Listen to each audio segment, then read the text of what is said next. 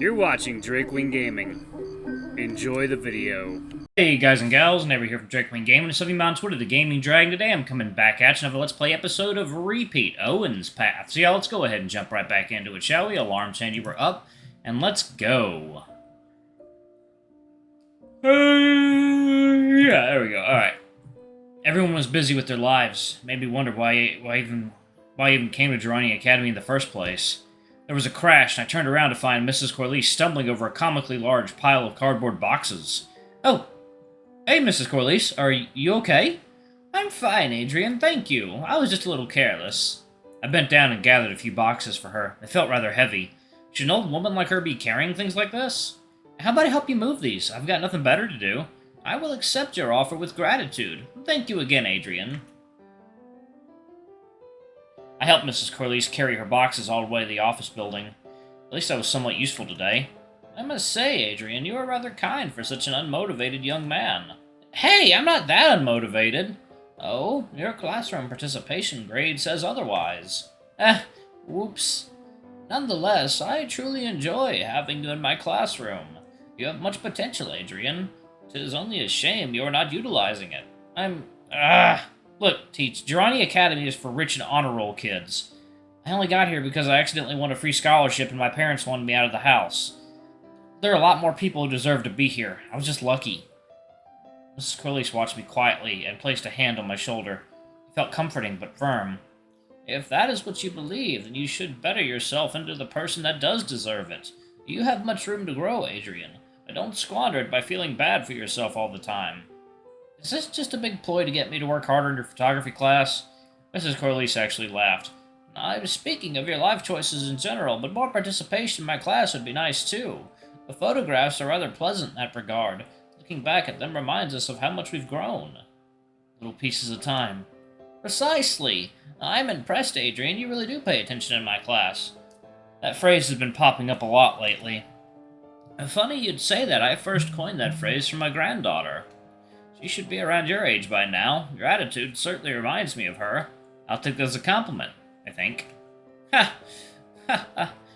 Like Tom goes, ha ha ha. What a funny story, Mark. It depends on how you look at it. Either way, Adrian, I hope you will spend your time wisely while at Adrian Academy. Sure, I guess. I'll try. Despite Mrs. Corlisse's whole reprimanding, I ended up just wandering about the dorm the whole afternoon. It was just one of those dead motivation days, I guess. The roof was a relaxing place, but all that productivity talk kept bugging me in the back of my mind. Alright, fine. Maybe I'll try doing something for once. I fiddled with the camera hanging from my neck, turning it this way and that. Ever since last night, the camera seemed to pulse with warmth. Whenever I held it in my hands, it felt like I'm suddenly submerged with soothing hot bath water. It didn't sound as elegant as it felt. Maybe Mrs. Corlisse was right. I should play around with photography some more. What kind of photo should I take? Oh, wait. I pulled out the tiny origami crane that Owen gave me a few days ago. This might make a good picture. Maybe I could photograph it and make it look all artsy or something. The photo might make a nice little thank you present to Owen for giving it to me. I positioned the paper crane onto the table and carefully adjusted the lens on my camera.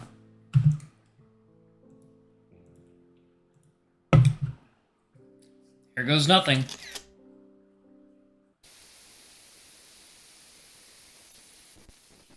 I was falling. Memories and images flashed rapidly like a bursting array of film. Voices were echoing like a distant radio. Where am I? Who am...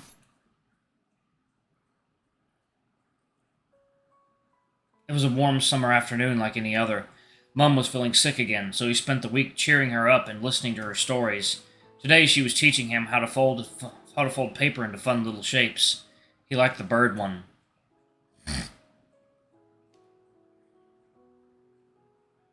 Owen sat on his mother's lap, watching her hands intently. Oh, little Owen. Wow, Mom! That looks amazing! So you just fold it a few times and poof! It's a birdie! Not quite so simple, but that's the gist. Would you like to learn how to do it yourself? Of course! I want to make lots and lots of them with lots of different colors, too! They can keep you company in your room until you feel better, Mom. You're always so sweet, Owen. You know, this reminds me of an old story. They say that if you make 1,000 of these paper cranes, one of your wishes will come true. Really? Owen pondered this for a moment and then grinned excitedly up at his mother. Then I'll do it! I'll fold 1,000 paper cranes! Oh, and what would you wish for, dear? I'd wish for you to feel better soon. And then we can call Dad back home and do family stuff together. We'd have dinner and go on picnics and tell stories. It'd be great!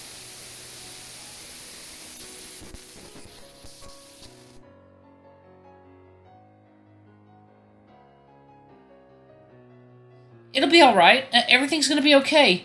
I'll just have to make 1,000, and my wish will come true, and Mom will get better. Everything will be better.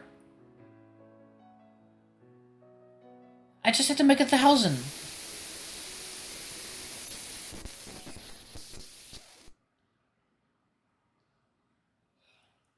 I fell out of my chair and scrambled across the floor, my heart hammering rapidly against my chest. What the hell was that? What was that? Was that Owen's memories? Did I just see Owen's past? And did it by just snapping a photo? No, this couldn't be real. I took plenty of photos before this one and no crazy flashbacks happened before. Why now?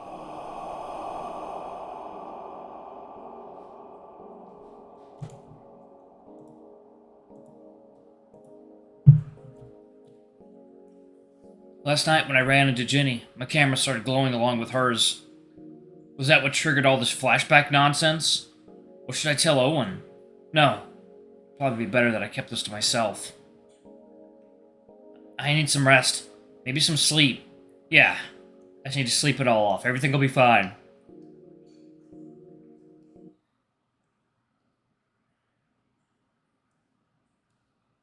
Sleep just wouldn't come. There was an uncomfortable weight digging into my chest. It felt so wrong to just pry open other people's secrets like this. A familiar chill swept through the room. I sighed and sat up on my bed. Haley, what do you want? Oh good, you're not dead yet. I need to talk to you. Could you knock the next time you barge into my room? Absolutely not. That would imply I respect you in some vague manner. Back to the point. Where is your wish? Huh? Did you forget already? I'm referring to that puny shooting star that's always following you around. You mean Echo? I haven't seen him since yesterday morning. He kind of just comes and goes whenever he likes.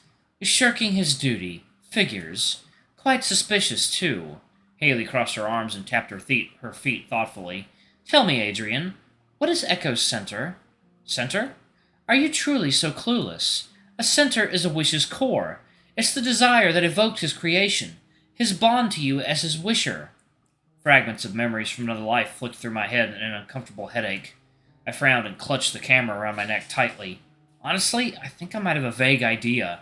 He's a wish I made when I was younger, when things felt a little more hopeless.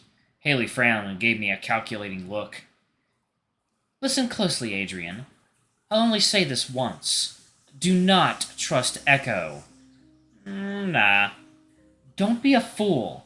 He pops into your life out of nowhere but claims to have known you.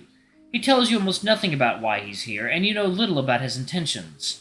Not to mention how he's never around when you truly need him. Can you trust someone like that? I think he's been with me for a long, long time. Like a little ghost in the back of my mind. He smiled softly. He can be a bit scary sometimes, I'll admit. But he is a part of me. A piece that I still haven't been able to let go, no matter how hard I've tried. He wouldn't still be here if he wasn't. I sighed. Honestly, I don't think he wants to be here either. Maybe one day, when I'm ready, I'll be able to let him go, like saying goodbye to an old friend. But until that day comes, I'll let him come and go as he needs to.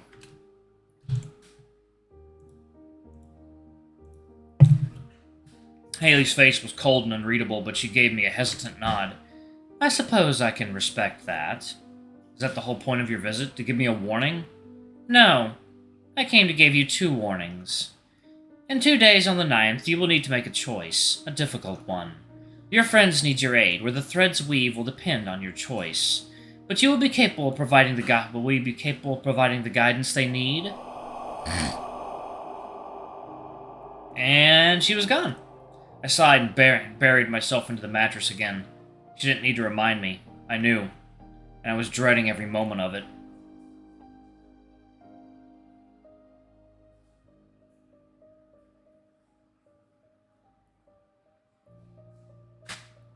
Day 8. Edelweiss.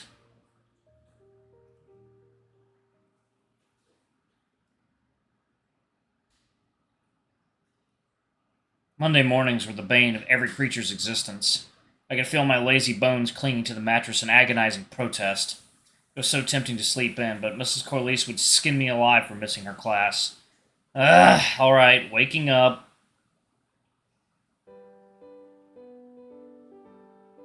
Huh? Oh, hey there, Adrian. Are you alright? You look kind of dead. That's just my face, especially in the morning. By the way, what are you doing here? I thought your class was in another building.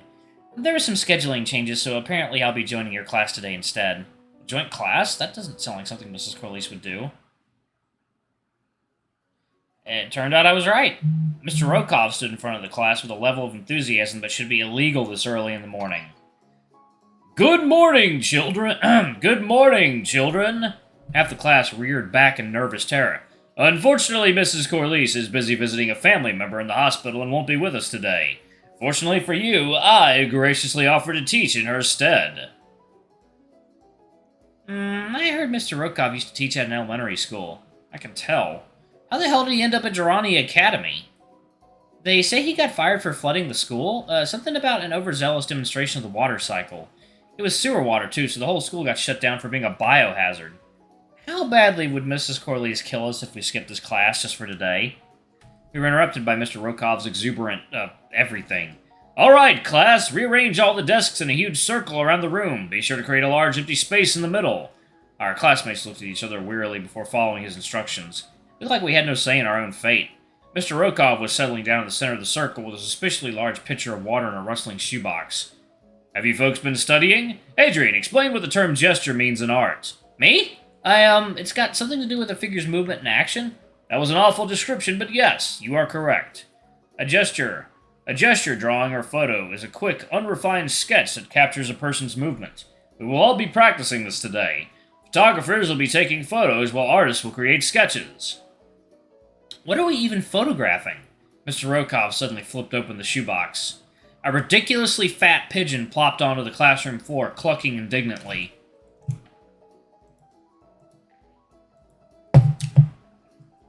Philip stared between the water pitcher and the pigeon suspiciously.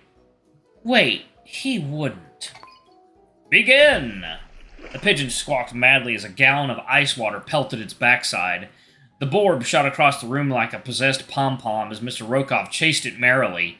That was probably the most exercise that pigeon had gotten in years. The rest of the class gaped in fascinated horror. What? We can't just let him torture the poor bird like that. It's not like Peter's gonna rush in to crash an art class. Get to work! Chop chop! You only have a few seconds per photograph or sketch. I'll be grading you all on quality later. There was a flurry of paper and cameras, and the class scrambled to work. I sighed and grabbed my camera. Better get to work. Good luck, little bird. I believe in you.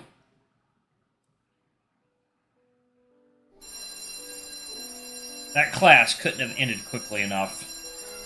As soon as the bell rang, everyone rushed out the door in a flurry of feathers and photos. Mr. Rokov was still shouting merrily from inside the classroom. Remember, kids, Visitors' Day will be in 2 days on the 10th. Make sure you create lots of art for your friends and family to admire. Oh, yes, let's show them our pigeon torturing methods. Don't question it. It's art. To be fair, that pigeon could probably use the exercise. That thing's as wide as it is tall. That doesn't mean it deserves to be waterboarded. Well, if you put it that way. There was a sudden rustling sound from Philip's handbag. Wait, did you steal the pigeon? Of course I did. What if Mr. Rokov is teaching culinary arts class next? I'm not leaving its fate in his hands. Squawk! Isn't he cute? Don't worry, little guy. I'm not leaving you with that mean wet napkin of a man. You need to work on your insults. Anyway, where were we? Oh yeah, is your family coming for Visitors' Day? My mom's probably dying to scrutinize every little thing I do. Alright, y'all, I'm going to go ahead and pause it right there. Thank y'all so much for watching. Don't forget to like, comment, subscribe, ring that notification bell. I love you all, and I'll see y'all in the next video. Bye-bye!